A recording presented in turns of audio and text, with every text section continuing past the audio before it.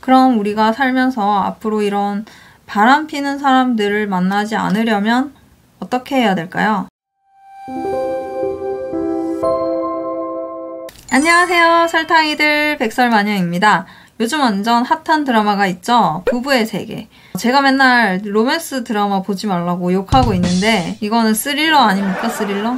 그래서 열심히 챙겨보고 있습니다. 사실 2018년에 했던 미스티, 그리고 지금 방영 중인 부부의 세계, 두 개 다 제가 정말 좋아하는 이유가 여주인공이 머리가 너무 좋아서 그 빠른 전개감을 보는 재미가 있더라고요. 스카이캐슬에서도 헤나가 정말 머리 좋은 캐릭터로 나왔는데 끝이 정말 아쉬웠던 것 같습니다. 셋 다 장르가 로맨스는 아니고 스릴러 쪽이라고 생각을 하기 때문에 제가 정말 애정하는 드라마예요. 이번 부부의 세계에서는 명대사들도 이미 많이 나왔죠. 불륜남의 섹스는 배설일 뿐이다. 하여튼 멍청한 건 답도 없다니까.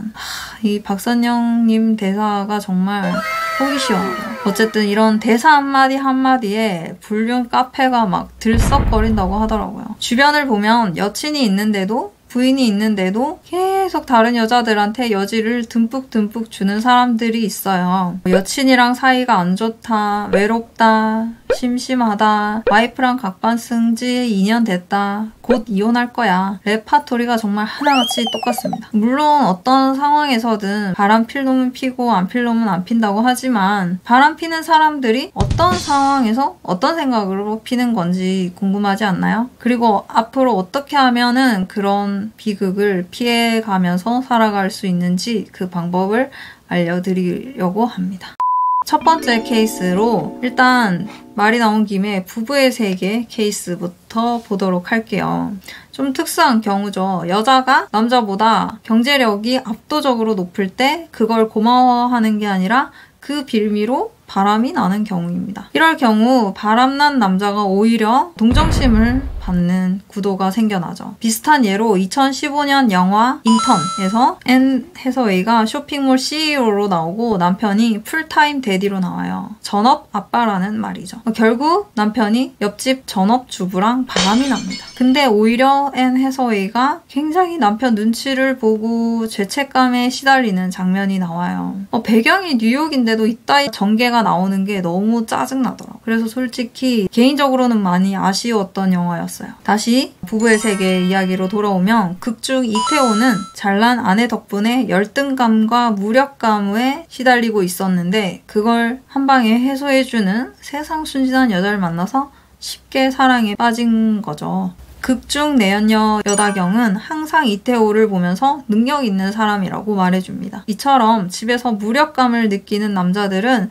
쉽게 바람을 필 가능성이 높습니다. 월급을 다 갖다 바쳐줬는데도 집에서 별 좋은 소리 못 듣던 남자가 몇만 원만 쥐어줘도 오빠 하면서 난리치는 노래방 도우미들을 보면서 어떤 기분이 들겠어요. 그리고 세상 물정 모르는 어린 20대 여자애들한테 값싸고 맛있는 걸 사주면서 또 비슷한 기분을 느낄 거예요. 자기가 굉장히 우위에 있는 기분. 그런 싸구려 우월감에 빠져서 바람이 날 가능성이 있다는 얘기입니다. 두 번째로 내연녀나 내연남이 배우자보다 훨씬 별 볼 일 없어 보이는데 바람이 나는 케이스도 있죠. 그 이유는 바로 배우자를 고를 때와 불륜 상대를 고를 때는 보는 눈이 전혀 다르기 때문입니다. 배우자를 고를 때는 내 아이의 아빠, 내 아이의 엄마를 고르는 일이기 때문에 굉장히 많은 스펙을 따집니다. 머리도 좋아야 되고 집안도 좋아야 되고 외모도 내 결점을 보완해줄 만한 스펙들 위주로 보게 되죠. 그런데 불륜에 빠질 때는 앞에서 말한 스펙들은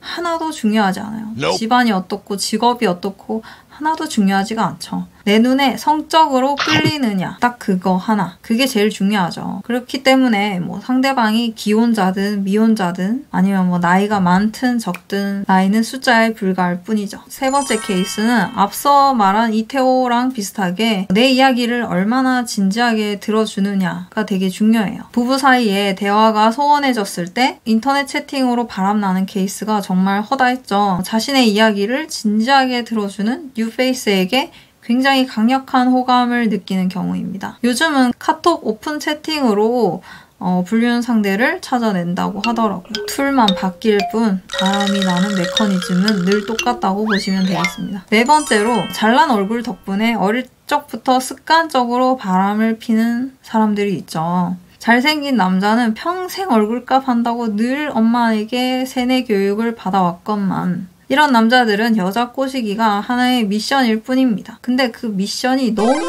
쉬워요. 키 크고 잘생기고 돈 많은 남자애들은 어차피 굉장히 극소수이기 때문에 남들은 여자 하나 꼬시기 힘들다고 징징거리고 있을 동안 나는 치트키를 쓴 것 마냥 여자들이 그냥 막 달겨들고 막 넘어와요. 얼마나 신나겠어요. 남자가 여자를 보고 결혼하고 싶다라는 생각이 들려면은 이 여자가 내가 앞으로 만날 여자들 중에서 스펙이 1등이다. 내가 앞으로 몇 년 더 지내봤자 이 이상은 못 만난다. 내가 여기서 나이를 더 먹어서 머리숱이 빠지거나 배가 나왔을 경우를 생각을 해본다면은 그걸 앞으로 버는 나의 뻔한 연봉으로 커버치는 게 여기까지다 싶을 때가 바로 남자들의 결혼 정년기입니다. 그래서 바람둥이가 계속 바람을 피는 이유는 자신의 이런 한계를 깨닫지 못하기 때문입니다. 나이를 먹고 있지만 여전히 많은 여자들이 들러붙기 때문에 앞으로 향후 몇 년간 더 있어도 계속 젊고 예쁜 여자들과 섹스가 가능하다는 판단이 서면은